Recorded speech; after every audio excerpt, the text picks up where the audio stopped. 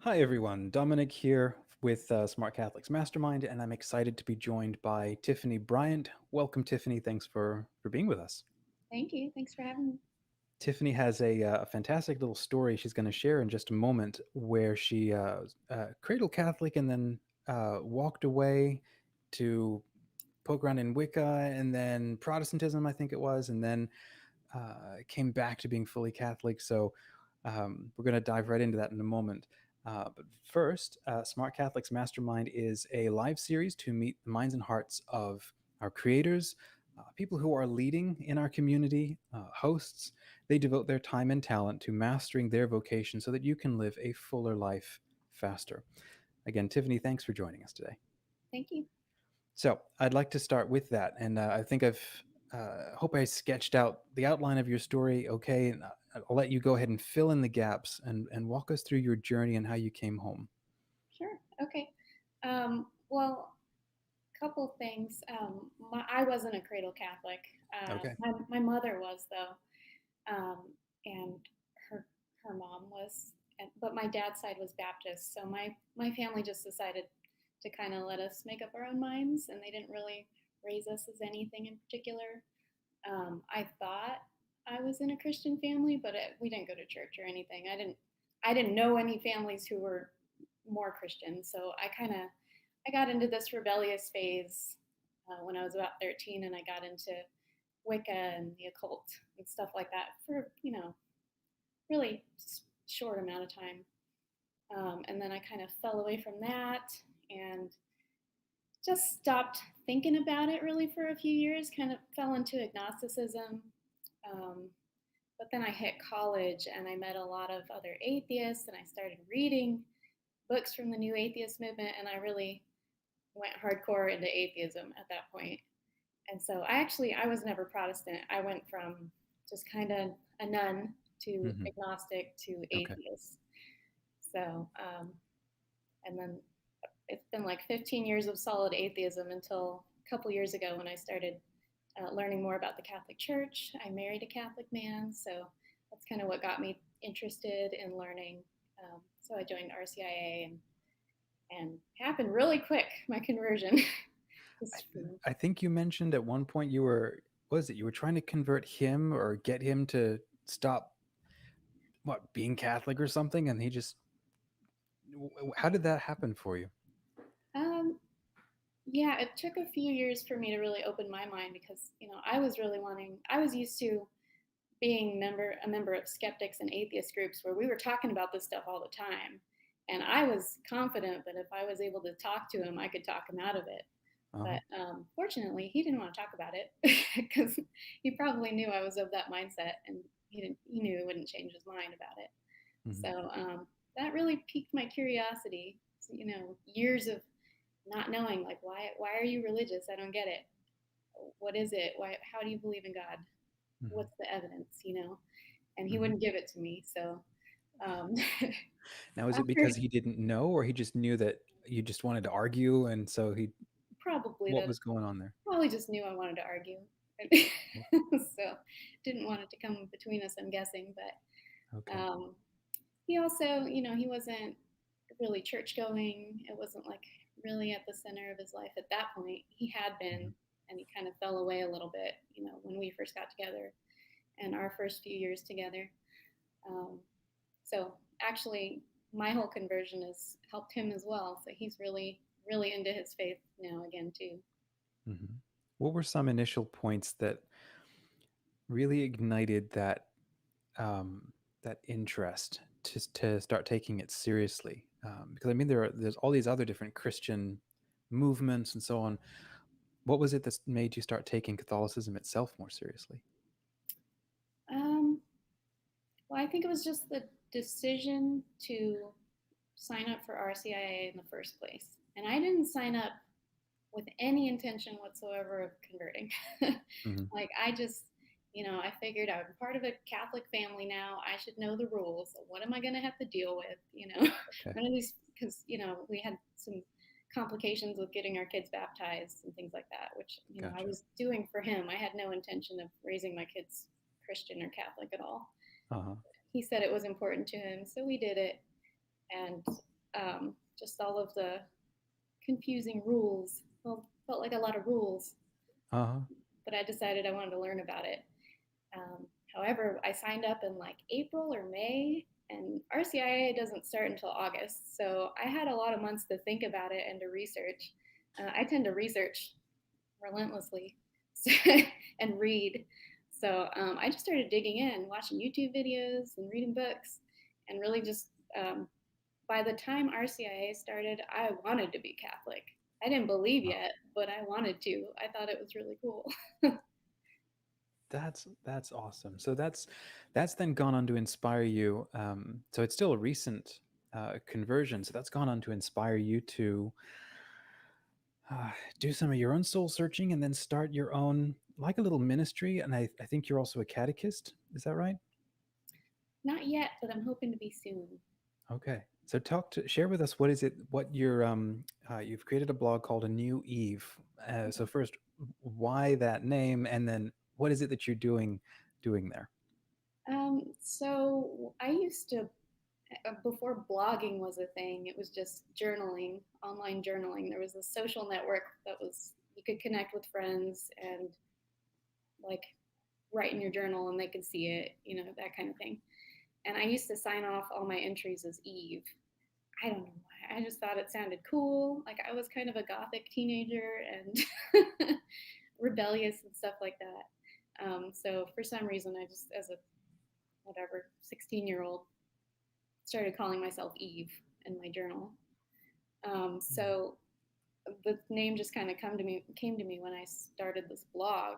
Um, a new Eve is something that Mary is referred to as, the Blessed Mother is referred to as. And Mary is my confirmation saint. So I kind of want to be a new Eve. I want to be less like Eve and more Uh-huh. like Mary, less like my old self, more like Mary. So Mhm. that's where the name came from. That's beautiful. I actually don't know of too many who've taken Mary herself as their confirmation. Um, Yeah, I oh, was saint. nervous about it. I actually like knew in my mind that's who I wanted for months before I told Mhm. anyone. But I was like, man, that seems really presumptuous. Like, am I allowed to do that? And I finally asked my sponsor, I'm like, can I choose Mary? And she's like, yeah, of course. Beautiful. So with the new Eve, you're sharing your parts of your own journey, your own questions. I think you've got a forum on there. So you're creating a community here. What's the dream?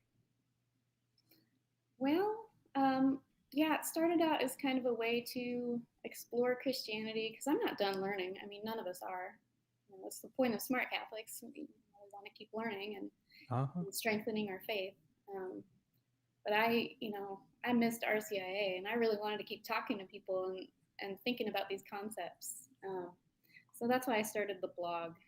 But it felt like it was really one-sided. Like I get some comments and stuff, but it wouldn't really start discussion. And I'm really passionate about discussion, Hmm. so that's why I started a forum, a set of forums on my site. And there's several different ones: philosophy, theology, politics, books, all kinds of different sections. So that's what I'm trying to get going right now. And the dream is to have a space where we can discuss these concepts without judgment, Hmm. in a respectful manner, kind. Kindness is really big to me. And it's not just for Catholics; it's for anyone who wants to respectfully discuss ideas. That's beautiful. Well, good for you. So I want to, and actually my next question is maybe already answered by what you've just said, which is great. But one of the themes that we're working out or we're living out within the Smart Catholics community is the idea of a faith first responder. And the way that I'm trying to talk about it is something like this. The church ministers to us, and then we go and we minister to the world, and we're supposed to work together with the priests and the bishops and all of that. So, uh, that being the case, we're the frontier between, how the church communicates um, to the world. So we're like first responders in reaching people. We may not always know everything, but we're the ones on the ground, able to be there, present to friends and family, and so on. So to use a medical term, if the church is like a field hospital, then we're like the first responders. And I'm curious what that brings to your mind, and especially someone with the kind of the background that you've had. What does that make you think of? What comes to your mind? And then I'm curious how you're in your own way trying to live that out. I think that's a really important concept. That we can't all just be bystanders. We can't all just expect someone else to come in and save the day. Like we all need to be spreading the gospel. You know? And I think part of that is telling our story, our testimony. I think Jesus knew we all are impacted by stories. We Hmm. love to hear a good story. Yeah. So um, I think sharing our stories is one of the best ways to share the faith. So that's part of why I started my blog, was to share my story. I was encouraged by friends to share it, and honestly, I thought it was boring. Like, I thought, okay, I was an atheist, and then I changed my mind. It's kind of boring, but but then I started writing. I'm like, okay, there's a lot to it, and it, and honestly, it really doesn't matter if you think your story is boring. Like, if it connects with someone, that's what matters. If you Hmm. can relate to someone, that's what matters. And Well, get yeah, them thinking and get them sharing their story, even if hmm, they think it's boring. You know, yeah. I think it's Well just said. important to Well share our said. faith. Yes. No, that's a. Uh, I think sometimes when we're able to like look at our lives from the point of view of a story, we can, um, especially after having been through a bunch of life changes or difficulties or good things, being able to then look back at it all and start trying to see, well, what might be the point of my life? Where is it all going? And to then be able to start tell it as a story is to start creating meaning out of it. And once we start doing that, then it can be easier to start deciding what to do next, or just how to talk about the point of your life. Uh, and then, just as importantly, to be able to then connect with other people, because I think we struggle with a lack of meaning. And I think I would imagine that this would resonate with you, being someone who is an atheist. You were radical for the truth. You wanted unbiased, you were skeptical about everything because it had to be real and it had to be true and it had to be factual and so on. And that's a Mhm. wonderful and a very needed and a good thing. But I think one of the things that's then lost is that sense of meaning, because there can't be a point to everything if it's, because it cannot, it's like a question that shouldn't be asked. But there you go, all the religious people's asking it anyway. So being able to then come back and do that, I'm kind of the same way with like my own story. It's like, it's my life. I have no idea where my life is going, but then actually start to chart it out. And then somebody else goes, whoa, that's cool. You're like, whoa, really? Oh, and then you start to reevaluate again the point of your own life. And that's kind of the point of this series, is the world needs who you are. The world needs what you have to give. So thank you for bringing up that point. And then let's wrap up here with, if you had 1 minute to share the most important message so far in your life, but you had the most important message you'd want to share with the world, what would you say? If I'm speaking to the entire world, Catholics and non-Catholics alike, I would say that my message is to keep an open mind, especially about Jesus, obviously, but just keep an open mind about knowledge, about seeking um, where God might be bringing you, or if you're an atheist, um, just keep an open mind that it could be true even if you don't believe in it. And it's important to explore ideas and talk to people, communicate, and think. Hmm. Yeah, that reminds me of the line, believe that you might see, not see so that you might believe. But uh, that's a wonderful message, good message. Thank you. I think that's also part of my journey as well, was realizing I had to take a leap of faith so that I could start making sense of the facts, Mhm. because we all have our own biases. So Okay. wonderful. Well, first, thank you for joining us today, Tiffany. Thank you also for being a wonderful contributor to the community for as long as you're with us. I've enjoyed your comments and your posts, so I look forward to Thank you. following you in your journey. For those who joined us live today, or for those who are watching the replays, thanks again for watching.